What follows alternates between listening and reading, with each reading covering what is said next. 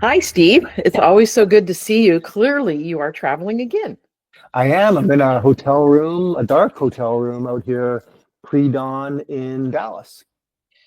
Well, I really appreciate it. Just for everybody's sake, I have to tell you, Steve is always my favorite closer on the Commercial Vehicle Business Summit, because, and we'll get to all of his credentials on that, but this time he was traveling, and so we were doing a little pre-conversation to bring you an update on what's going on really around the future of mobility. Having said that, let me do a really quick Yay, look at that. pitch. Love it. Look at this. Love it. What a fantastic, And well, that's a congratulations. hand-signed hard copy. Very few of those out Oh, there. all right. It, Look at it that. is very exciting. It Yay. is. There you go. Haha. Nice. I love that. I love that. And so before we dive into other things, then, Steve, can you talk a little bit about the book? Because I think people might be interested, really. Yeah. So you remember, 5 years ago, I left the corporate world, and I was always very curious that there wasn't anyone out speaking about sort of like the future of automotive 5 or 10 years out. So I wrote the first book, and it became clear to me as we've evolved this venture capital firm that I started around the same time that adding to the future of automotive retail, which was the first book, someone needed to provide a perspective on the future of mobility because it dovetails into us. We're investing people's money into 10-year funds, and I had better be able to kind of anticipate what the trends are going to be in the future, so we can find entrepreneurs who are innovating around the big issues that mobility space is suffering from. So that was really the genesis. It's about 4 times as long, so it's a larger format book, and it was a big undertaking, but I was glad to get that one out. And I'm already working on the third book, which is not mobility related, but focused on sort of unintended consequences and how we as humans do a poor job in general with anticipating what the consequences of our actions might be. And so that's a fun one and juicy one to be digging into now. But no, I'm really happy to be out there. And I would offer up anyone who's tuned in today who wants a copy. I'm happy to send you a copy as well. Just let me know, and you can find me online, and just let me know. Wow, that is very generous. And for the audience, can you define or give us your definition of mobility? Yeah, great. So yeah, exactly. Good question. So the way I look at it, and I think this is pretty universal, is whether you're moving humans or cargo across the modalities of land, sea, air, or space. So you can kind of frame up like a 2x4 matrix, humans, cargo, land, sea, air, or space. And anywhere within any of those 8 areas is fair game for us as we're trying to find entrepreneurs globally at the seed stage, very early stage, to invest in. Great. That is such a big scope. And of course, It we can think about it, but we're not going to talk about it today because we have a limited amount of time. So we're going to focus on the automotive space today. Right. And if you could just, I know you're presenting at a lot of events, and I know that part of that is that you're just a really good presenter, moderator. You understand the space. You can be very flexible about what the main subject focus is, right? But in general, to the concept of the future, let's talk a little bit about broadly automotive, and then we'll dive in, of course, to commercial in a minute. But yeah, go great. on the automotive. Yeah, I would say generally the themes right now are, let's look at the automakers who produce the product and then the dealers who retail. I think what we're seeing is sort of like coming off of the sugar high, the quote unquote sugar high. Days were really good back in 2021, 2022. Who knew at the moment that COVID and the artificial limitation of supply would mean really high margins, right? So dealers had really good years in there, no matter what the brand was, and did very well with all of their operations, used, new, service, commercial, you name it, really high margins, because you had consumers that still needed to buy vehicles, and there was a limited supply, and therefore they were able to extract more profit margin, be it on the front end of the deal, the back end of the deal, or in service. And so while margins are down since the high on 2022, we're still well above margins pre-COVID. But I think that most dealers are struggling with, like, look, I enjoyed those high margins. I'd like to retain whatever I can. And they're hoping that there was a reset and they'll be able to, going forward, have a higher profit margin level than pre-COVID. I'm suspicious about that. I'm happy to talk about why, but and then the OEMs, it's the same sort of thing, right? They're back to competition and lots of supply on dealers' lots, and supply chain issues have largely been remedied. Tariffs are a big thing right now and topical, and they shift literally sometimes day to day, week to week. So it's really hard to have a conversation about tariffs and what impact those might have. But everybody's thinking through and opining on that. And then more existentially, things, Kathryn, you and I talk about sort of like offline, is just the threat of the Chinese. Right. I'm now getting the chance to fly around to different countries around the world. I've been in Mexico the last 2 weeks for different dealers that I'm meeting with down there, and had a chance to fly overseas earlier in the year. And it's amazing. Like if you vacation outside of the US in any country other than Canada, you'll see a proliferation of new Chinese brands on the street, both ICE vehicles and EVs, and really high quality products. The prices are shockingly low. And as a result, no matter which country you're in, they're very aggressively taking market share. And a lot of the automakers that had very profitable operations overseas are now finding that they're losing market share, and the tariffs are going to protect the business back here in the US. But I see tariffs as a short-term band-aid. You need to have a strategy to compete against the Chinese, and I think this is consuming a lot of and rightfully so, a lot of the bandwidth of the strategy teams at the OEMs right now. Right. It is very challenging. And I think that it's great to hear that you're surfacing the concerns. Like we were talking about earlier, it's hard to know whether there's a time period now that there can be an action taken, right, that can mitigate any of that. But if you don't start, you don't ever have a chance. Agreed. And I think that kind of, to me, when you think about everything that you described that's going on in the automotive space, and dealers are now, trying to make sure that they get those margins that they became so well accustomed to, that for me, that's the lead in to commercial, right? Yep. Because commercial is consistent. The demand is consistent. It's predictable. Right. If you're using data, it's predictable. It's predictable down to a market level. And, what's unique about commercial, of course, is that it's very market centric in how, what the opportunity is. So each dealer has their own opportunity that they can build basically thoughtfully, right? And those margins are better. Yep. I mean, part of the way I say that is I never, I'll always save a coupon to go do my oil change or something like that, right? But businesses never do that. They can't. Right. And so catering to businesses and making sure that their downtime is, as zero as possible, that's a huge opportunity for dealers. And are you hearing more acknowledgement of that, or more awareness even of that? Well, I think thanks to you, really. I mean, you've been the one that's been consistently like getting up on stage here as long as I've known you, talking about this opportunity, and shame on dealers that haven't listened. But I think, dealers are more open now to obviously new revenue streams. One of the slides that you and I love the most is the one that shows all the different profit centers within a dealer. And one of those is commercial, as you've educated me quite well. But, I think that, commercial has been a secret weapon for a long time for those dealers that embraced it early. You've helped educate the market around just how strong a secret weapon that can be.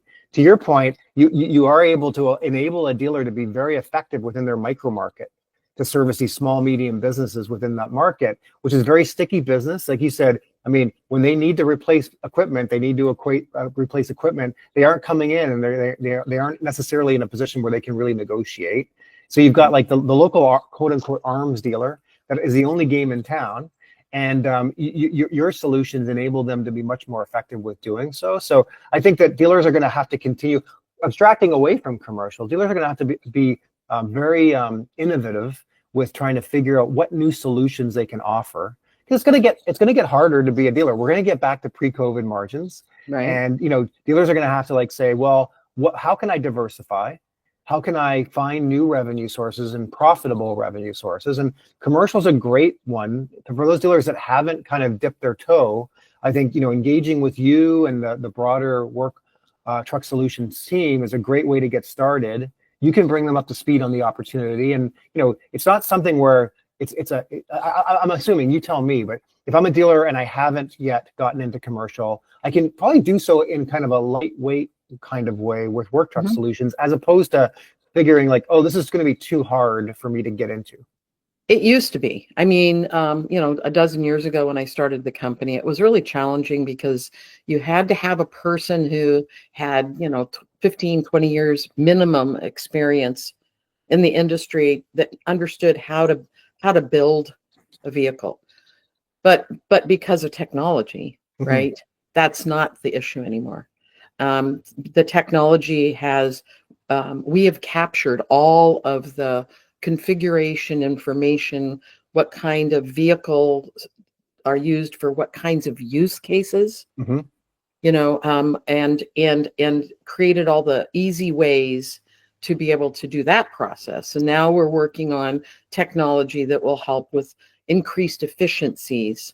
I haven't really announced this yet, but we are working now, right now, to provide some improved, I guess I would call it work management tools within the dealership. Because right now, all of the tools that are built are all for retail. And they're all focused around an individual or a individual and their spouse, and focused around their cycle.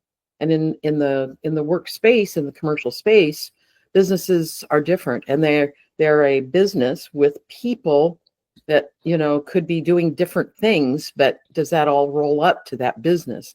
How do you keep track of that business? How do you know how do you keep track of the fleet of that business? Right. How do you become a consultant, a service partner of them? How do you understand when their fleet needs service? How do you know what's going on with their fleet that you can help them? How do you tell them when they should be thinking about replacing vehicles in their fleet?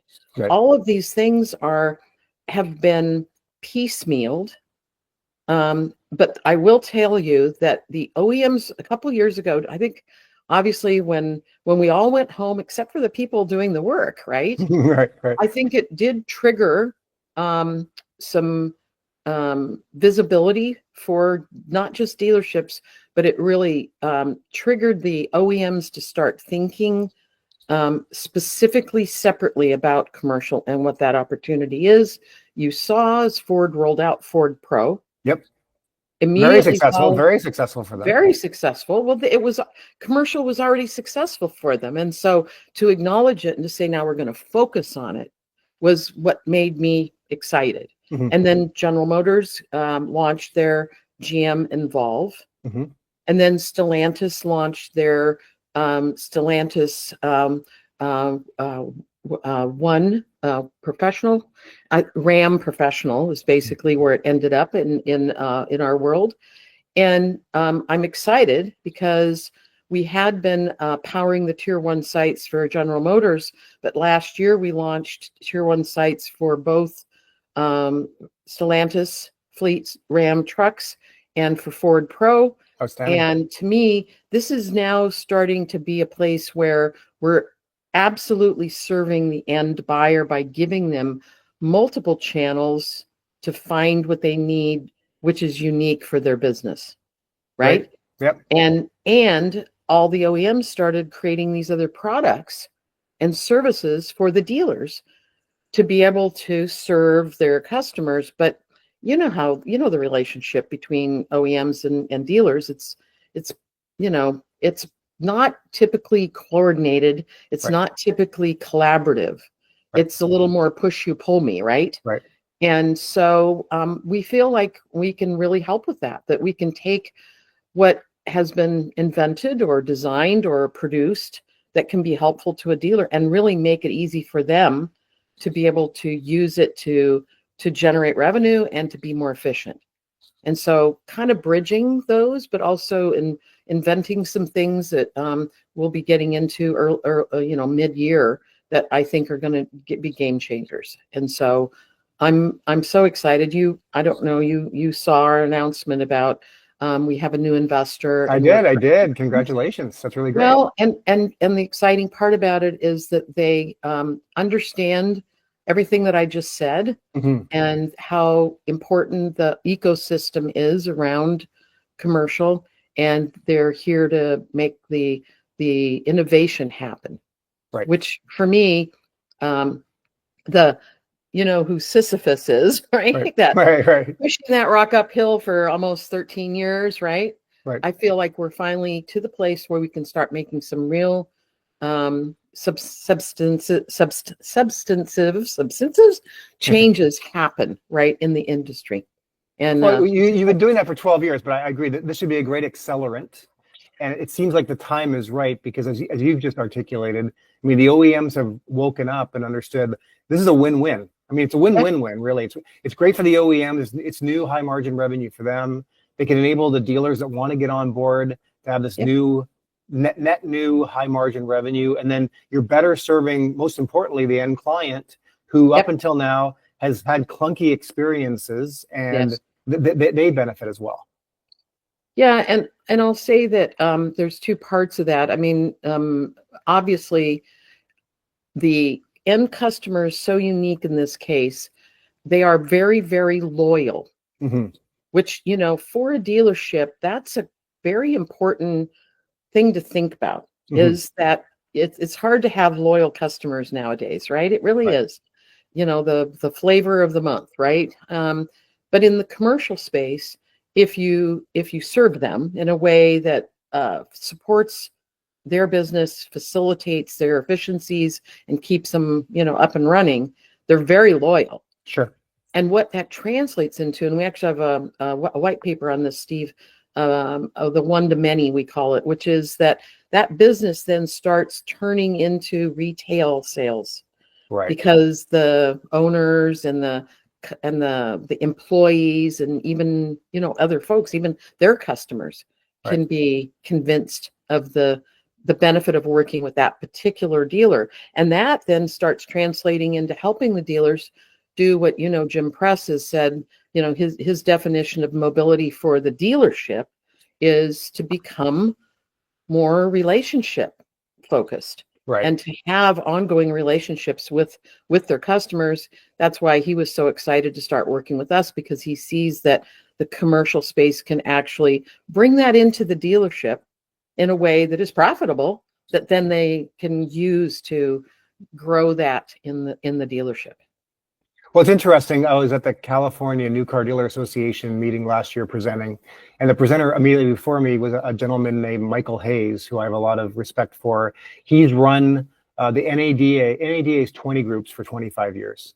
And I asked him, I said, Michael, so you've seen thousands of dealers go through 20 groups. And I said, if you had to pluck out one theme for the top performing dealers, the top 10% dealer performers across the US, what would that be? And he said, oh, that's easy.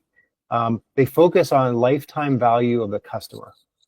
They aren't focused on maximizing profitability in the short term, not about making the most profit off of a transaction now. They think holistically around the customer, and they create lifetime value customers that keep coming back to buy cars, recommend their neighbors and relatives to buy cars. They service their cars loyally with me as well. And I think what you just talked about is like very important for dealers that have clued into this, that the most profitable customer is the loyal customer. And if you can start with a loyal commercial customer, I got to imagine, like you just said, there's knock-on effects where they become loyal passenger vehicle customers, and then everybody within their organization might also start buying from that same dealer, and then all their relatives start buying, et cetera. So I bet you the most successful commercial dealers have clued into this and realize that, man, I can create and fill up my service base with passenger vehicles from focusing on the commercial segment. I agree, and I'm very excited that, like I said, that technology is going to help this. It is a complicated business in that you're whenever you're serving somebody more uniquely for them, right? Mm-hmm. And a lot of people get afraid of that, but that's what technology is there for, in my opinion, is to facilitate us, kind of make us superpower, right? That you can uniquely serve and deliver for customers. And I really appreciate talking with you about this today, Steve. And I know that you have quite a travel schedule, so thanks for taking time out to remind us all about how dealers have a big future in front of them if they want to take advantage of it, right? Well, no, thank you as always. It's always good catching up, and I'm honored to always be a part of this. And good that you're doing this for the good of the industry. So congratulations on the success, and I look forward to continuing to work with you in the future.